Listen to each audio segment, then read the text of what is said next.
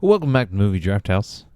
I'm your host Mark. It's another 5-minute review. In today's review, we're going to be talking about the recently released on streaming. Uh, it's Indiana Jones and the Dial of Destiny. It's out now on Disney Plus. It released earlier this year in the summer. I think it was in June. What is this? What does the poster say? June 30th, I think. Yeah. Um, but it's out now on Disney Plus. It's been out for a couple weeks, I think, and it is directed by James Mangold, who you would know from. He's really got a stellar filmography. I was looking at it earlier, and he's just one hit after the other. He first got his start in 1995 directing a film by the name of Heavy. I haven't seen it, but then directed this cop thriller starring Sylvester Stallone and Copland, and then went on to Girl Interrupted, Kate and Leopold, and then finally Walk the Line, which I'm pretty sure he won the Best Director Oscar for. Nope, he was nominated, I think. Joaquin Phoenix, I think, won the Best Oscar for this. Anyways, man, it'd be a dumb. Anyways, yes, no, he was not nominated, which is interesting for Walk the Line. But he's just been one hit after the other.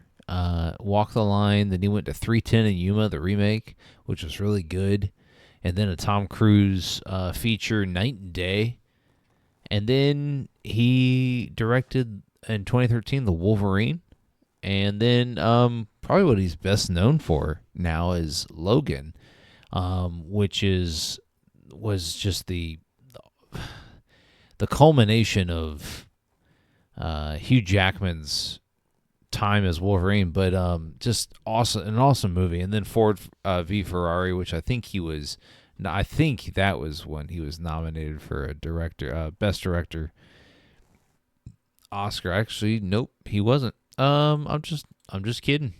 Anyways, so it's tricky, right? Indiana Jones, the Kingdom of the Crystal Skulls, not Kingdom of the Crystal Skull, Kingdom of the Crystal Skulls, wasn't great, right? It was 10 years ago, more than that, and so signing on to do another one that takes place in the 70s and is just kind of the Indiana Jones story. It doesn't really follow the time. It does follow the timeline because it takes place after the original trilogy. But it's this movie's long. It's got a ton of action sequences, ton of action scenes. The action's very well done in this film. I found Harrison Ford and Phoebe Waller-Bridge's relationship. She plays Helena, his goddaughter, the son of what's his face, Toby Jones's Basil Shaw. I just found their relationship to be kind of one-dimensional. There was really no stakes to it. He encounters her at a bar like 20 years after the fact, and doesn't recognize her, and they really don't have any relationship, and so it's hard for the audience to, at least it was for me, it's hard for the audience to get behind them trying to solve this conundrum of how do they get this actual dial of destiny, how do they see it through. and the Dial of Destiny was developed or made by Archimedes way back when. And then, at the end, towards the end of the movie, when they the end action sequence, which is what I really enjoyed in this film, and I wish the movie had kind of taken place in the past. There's some supernatural element here, and some time travel, which the movie doesn't even bother with, which is fine. I don't need the movie to try to explain time travel to me. But I wish it would have gone to the past sooner. I could have gotten behind Indiana Jones and Archimedes striking up a friendship and trying to get back to present time and the shenanigans that ensue from that.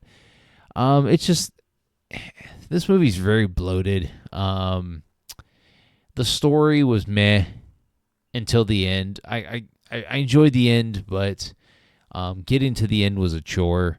I enjoyed Antonio Banderas's bit part here as an old friend of Indiana Jones. It's fine. I wish it was better. I wish Harrison Ford got to go out on a better movie, but it's the rare miss from James Mangold, I think. But anyways, it's on Disney Plus now. You can watch it whenever you want. But it's fine. Hit the subscribe button when it pops up so you don't miss any future content here on the podcast. If you want to follow the podcast on all your favorite social media platforms, we're at Movie Draft House. So give us a like, a follow, and a subscribe. Don't miss any future content. And if you want to follow the podcast on your favorite streaming podcast platform, we're on Spotify, Apple Podcasts, Google Podcasts, wherever you get your podcasts, we're doing big things, and we'll catch you next time. Hitler made mistakes, and with this, I will correct them all. You stole it.